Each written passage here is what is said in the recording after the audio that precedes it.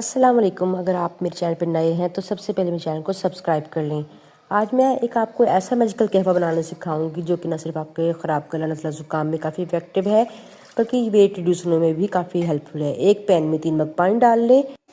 मैंने ये half tea spoon मैंने ज़ीरा ले लिया, हाफ़ टी स्पून सौंफ ले लिया और आधी इंच टुकड़ा कट किया हुआ अदरक का, 3 से 4 जवे लहसुन के और इसमें जो है 7 काली मिर्च, 1 दालचीनी का टुकड़ा, 4 ये लौंग और आधी मैंने बड़ी इलायची इसमें ले ली। अब इन सब चीज़ों के साथ मैंने कड़ी पत्ता भी ऐड कर दिया था। कड़ी पत्ता ऑप्शनल है।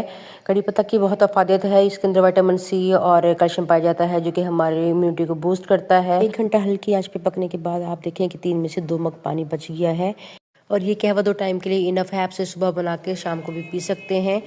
और इसकी टेस्ट की बात की जाए तो इसका टेस्ट सच में बहुत मज़े का है और ये जो आजकल सीज़न चल रहा है, गला ख़राब है, ये उसके लिए बहुत ज़्यादा इफ़ेक्टिव है और आपका वेट भी साथ साथ रिड्यूस होगा।